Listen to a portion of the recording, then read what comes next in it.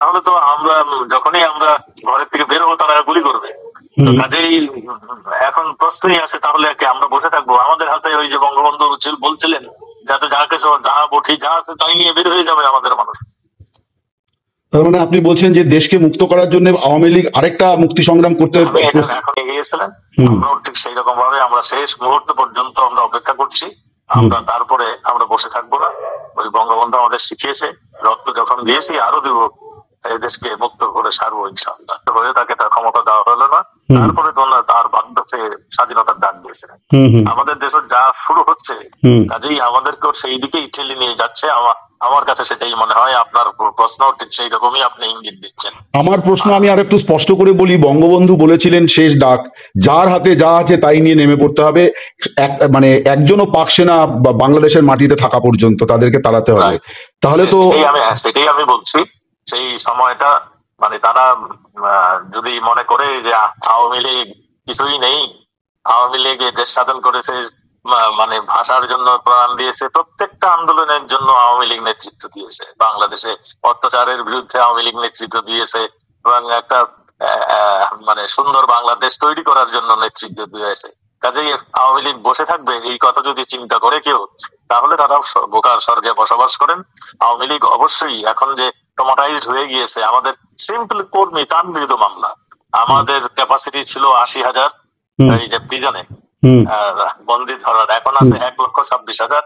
আমার মধ্যে মনে হয় কিছু দিনের মধ্যে 2 লাখে পরিণত হবে।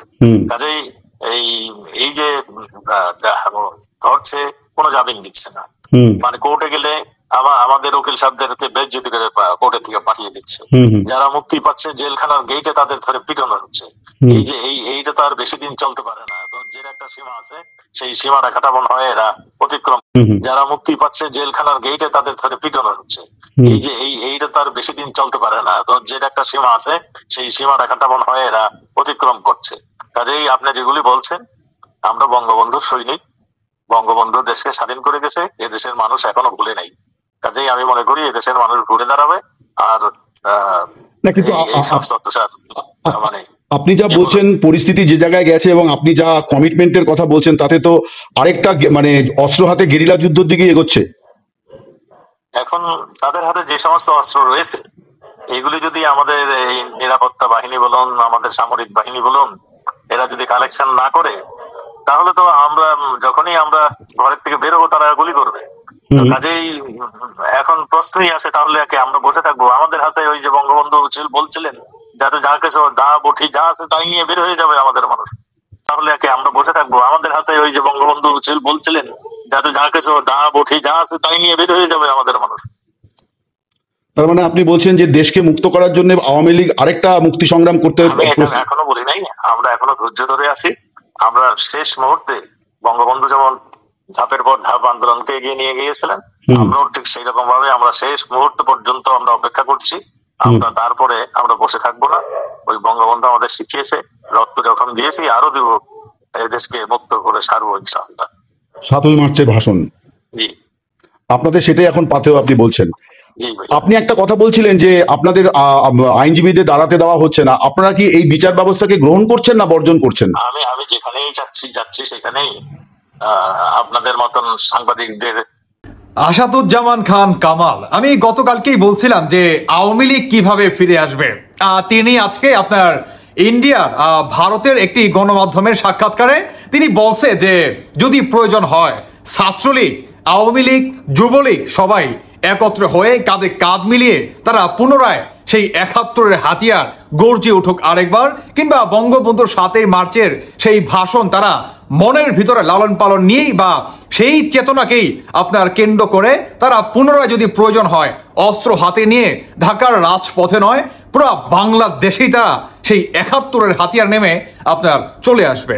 এটি হচ্ছে বর্তমান আপনার আসাদুজ্জামান খানের একটি আকার ইঙ্গিত। দর্শক বন্ধুরা, আমি গতকালকেই বলছিলাম যে আওয়ামী লীগ কিভাবে একটু একটু করে ফিরে আসতেছে। মানে আওয়ামী লীগ হচ্ছে এমন একটা পলিটিক্যাল পার্টি, এই পলিটিক্যাল পার্টিটার আপনার ইতিহাস যদি আপনি ঘাটেন তাহলে আশা করি আপনি বুঝতে পারবেন, যদি আওয়ামী লীগ আপনার বঙ্গবন্ধুর 7ই মার্চের সেই ভাষণটা লালন পালন করে সেই ফর্মুলাতে যদি আগায় তাহলে কতটুকু সফলতা পাবে। আমি যদি বলি আমার দিক থেকে 100-এর ভিতরে 99% আওয়ামী লীগ এটা যদি ফর্মুলা আপনার মেনে চলতে পারে আর এটা যদি কাজে লাগাইতে পারে 100% মনে করেন কাজ করবে। কেন করবে? কারণ এটা আমিও ভালো জানি, আপনিও ভালো জানেন। কারণ আমাদের বাংলাদেশে বর্তমান পাকিস্তানি জঙ্গিবাদী এই হানাদার বাহিনীরাই দখল করে বসে আছে। দ্যাট মিনস বাংলাদেশে পুনরায় উদ্ধার করতে হলে আওয়ামী লীগ ছাড়া অন্য কোনো বিকল্প এই মুহূর্তে আমি দেখতে পারতেছি না। কারণ বিএনপির বর্তমান কোনো ভূমিকা নাই, বিএনপি পারতেছে না রাজপথে যাওয়ার জন্য, বিএনপি পারতেছে না শক্ত কোনো অবস্থান নেওয়ার জন্য।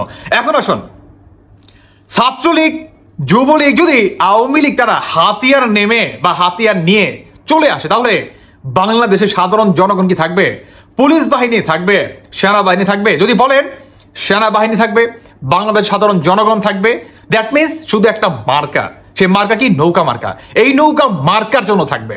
আপনি মানেন কিংবা না মানেন, দেখেন ঢাকা শহরে আপনার কতজন মানুষ বাস করে এবং ঢাকার বাইরে গ্রাম অঞ্চলে মানুষ কতজন মানুষ বাস করে। যদি আপনি এই বিষয়টা একটাবার ক্যালকুলেশন করেন তাহলে আপনি অনেক বড় একটা তথ্য পেয়ে যাবেন। দ্যাট মিনস আমি আপনাদেরকে বোঝানোর চেষ্টা চালাচ্ছি যে গ্রামের এখন পর্যন্ত আপনার কোটি কোটি সাধারণ জনগণ শুধু এই নৌকাকে কেন্দ্র করেই আপনার ভোট দিতে যায় ভোট কেন্দ্রে। এটা কিন্তু আপনার মাথায় রাখতে হবে। এখন যখন নাকি আপনার দেখবে যে বঙ্গবন্ধু সেই মার্কাটা, নৌকা মার্কাটা নিয়ে শেখ হাসিনা পুনরায় তারা ঢাকার রাজপথে কিংবা বাংলাদেশে প্রতিষ্ঠিত হতে যাচ্ছে এই অন্তর্বর্তীকালীন সরকারের এগেনস্টে, তখন বাংলাদেশের প্রতিটি মুক্তিকামী দল আওয়ামী লীগের সাথে দাঁড়াবে। আজকে আমি এটা লিখে দিতে পারি, আপনি সময়টা নোট করে নেন, কাজে আসবে। দর্শক বন্ধুরা, যাই হোক ভিডিওটা অলমোস্ট অনেক লং হয়ে গেছে, তবে এটা বাস্তব যে স্বাধীনতার শক্তি আওয়ামী লীগ পুনরায় ঘুরে দাঁড়াচ্ছে এবং আওয়ামী লীগ যে ইতিহাসে পূর্বে আপনার এভাবে অনেকবার আওয়ামী লীগকে শেষ করে দেওয়ার যে ষড়যন্ত্র চালাইছে ষড়যন্ত্রকারীরা, তারা পুনরায় সেই আগের মতোই ব্যর্থ হয়ে যাবে, এটাও দেখতে পারবেন। এনিওয়ে দর্শক বন্ধুরা, বাকিটা আপনাদের ব্যক্তিগত মতামত অবশ্যই জানিয়ে যাবেন। ধন্যবাদ সবাইকে। আল্লাহ হাফেজ, আসসালামু আলাইকুম।